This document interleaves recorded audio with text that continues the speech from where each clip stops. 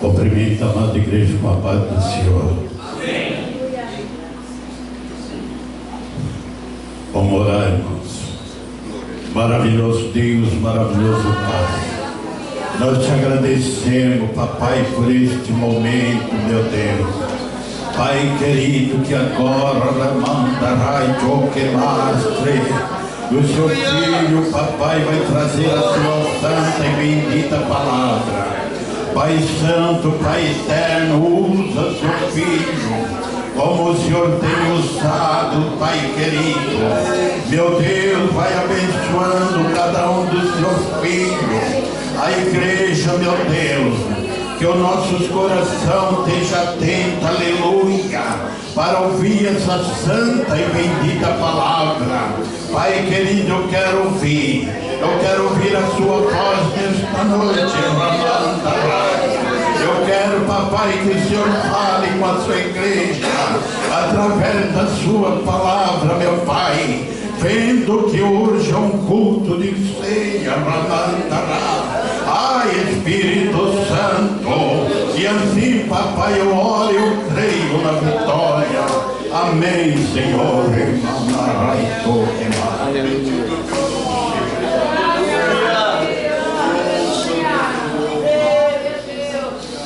Meus amados, abra sua Bíblia.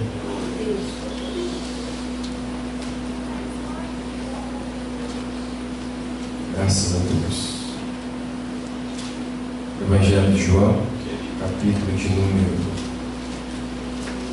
ou melhor, desculpa, Evangelho de Lucas, capítulo número 24, versículo de número 36.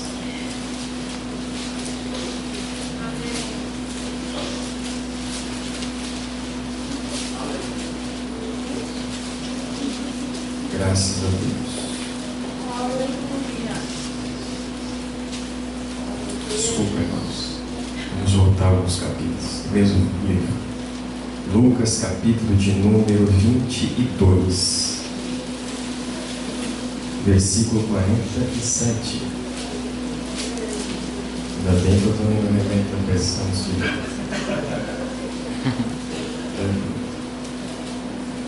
Capítulo 22, versículo 47, diz assim a palavra de Deus. Quem achou diz amém? Amém.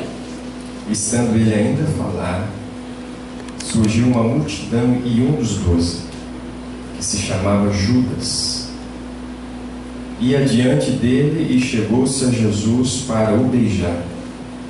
E Jesus lhe disse: Judas, com um beijo traz o Filho do Homem. Amém? Podemos tomar assento. Eu não sou pregador, irmãos, mas aquilo que a gente consegue expor da palavra de Deus é aquilo que nos faz refletir nas nossas ações, na nossa vida, no nosso relacionamento com os irmãos, com as pessoas, com a família, com os parentes, com as pessoas que fazem parte do nosso ciclo de convivência e até aquelas que chegam, não é? De repente na nossa vida, onde se nasce um novo relacionamento, uma nova amizade, e isso acontece na nossa vizinhança, na igreja, no nosso trabalho, na escola, na faculdade, e a gente está sempre conhecendo novas pessoas, e à medida que a gente vai se relacionando, a gente então vai conhecendo um pouquinho das pessoas, as pessoas vão conhecendo um pouco da gente, e os mais antigos dizem que só se conhece alguém depois que se consegue consumir 1 quilo de sal com ela, não é?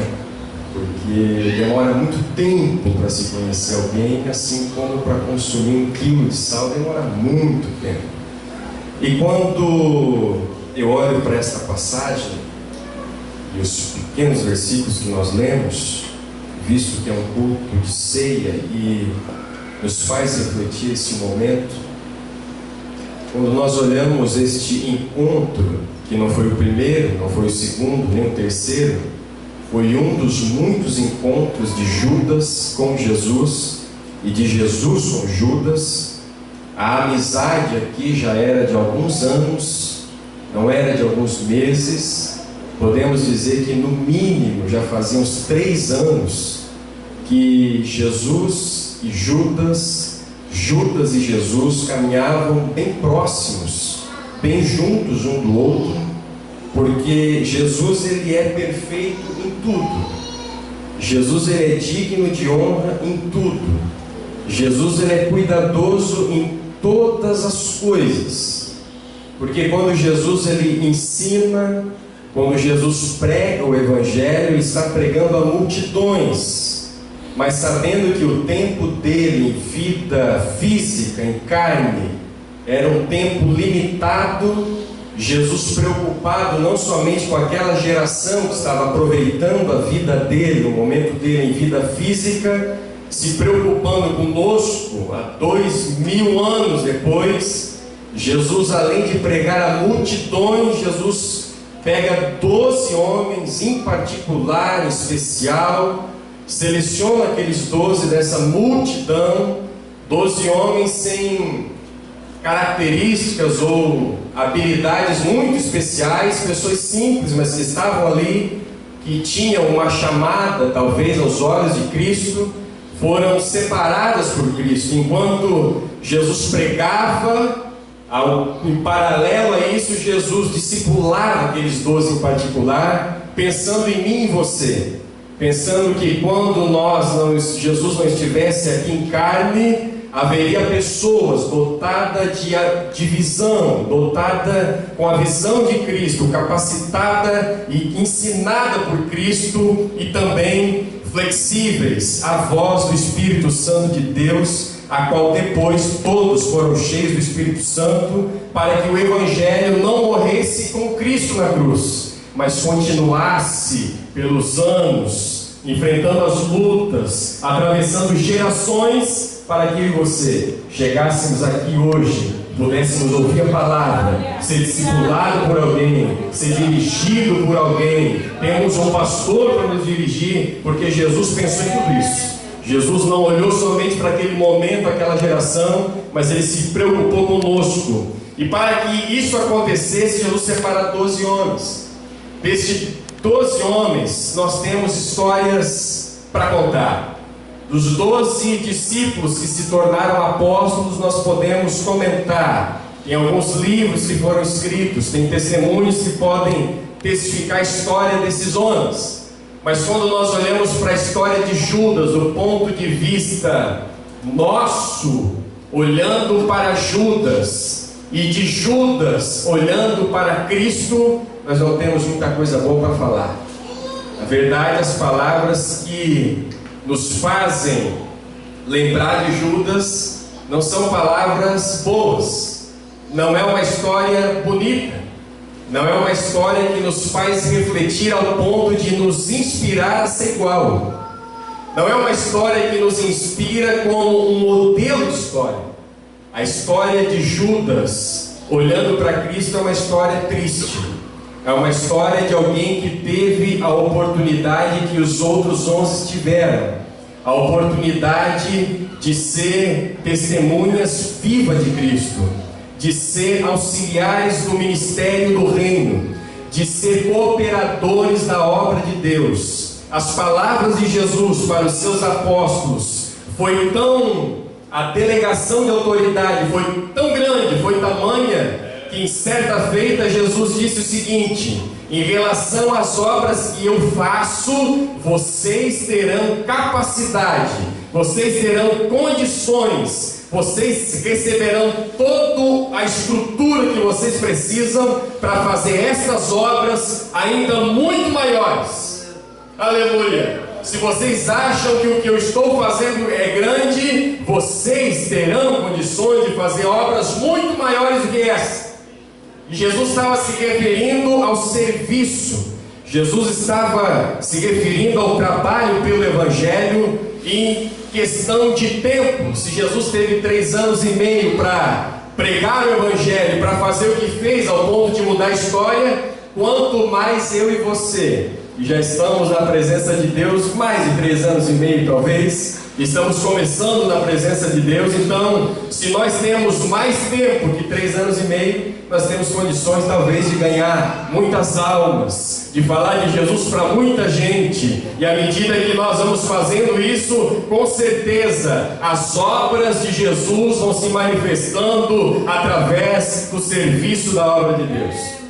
Era esse o propósito de Jesus com os 12, deixar essas 12 pessoas capacitadas, com a autoridade delegada para continuar o Evangelho.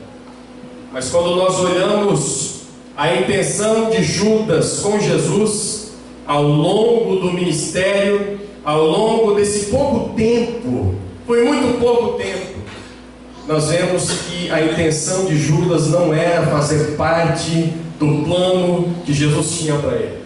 Se Jesus tinha um plano para Judas, de que Judas seria um apóstolo, propagador do Evangelho, Judas queria essa oportunidade com bens e oportunidades que lhe trouxessem benefício próprio. Judas não estava preocupado com as gerações futuras, Judas não estava preocupado literalmente ou de maneira muito evidente com as pessoas que estavam precisando de salvação, mas os seus interesses se tornaram pessoais ao longo do tempo. E aí nós olhamos um homem com a mesma oportunidade dos outros 11 se desviando do caminho por causa que o seu interesse não era mais um interesse coletivo, era um interesse pessoal. Judas, ele começa a pensar somente naquilo que poderia lhe trazer proveito pessoalmente. Em outras palavras, se eu ganhar, tá bom. Se eu não ganhar, tá ruim. Se eu for beneficiado, glória a Deus por isso. Se eu não for, nada disso. A aparência dele era impecável, ao ponto de um dia alguém chegar aos pés de Cristo, dar uma oferta grandiosa, dar uma oferta que aos olhos de muitas pessoas trouxe preocupação e curiosidade e até espanto. De tamanha foi a oferta que aquela mulher deu para Jesus. Quando Judas olha aquela cena, todo aquele dinheiro aparentemente aos seus olhos sendo desperdiçado, ele diz o seguinte: não podia ter pegado todo esse produto caro, vendido e ter distribuído aos pobres para suprir as suas necessidades? Era uma mensagem politicamente correta, mas o interesse dele era desviar o dinheiro para o seu benefício próprio. A Bíblia diz que Jesus sabia que Judas, sendo o tesoureiro do ministério, Judas colocava a mão na bolsa, Judas pegava dinheiro do ministério para se beneficiar. E quando Judas viu que isso não era suficiente, ele queria mais dinheiro, ele queria se estabelecer ainda mais, porque parecia que Jesus já estava quase se indo. Ele pega e comete um suicídio moral, um suicídio psicológico, um suicídio espiritual. O suicídio de Judas começa quando ele negocia com Cristo. Ele usa Jesus para se beneficiar. E ele chega aos principais das sinagogas, os principais autoridades da religião da época, e negocia com eles da seguinte forma: eu mostro para vocês quem é Jesus, vocês fazem com Jesus o que vocês querem, vocês só me dão o que eu quero, que é dinheiro.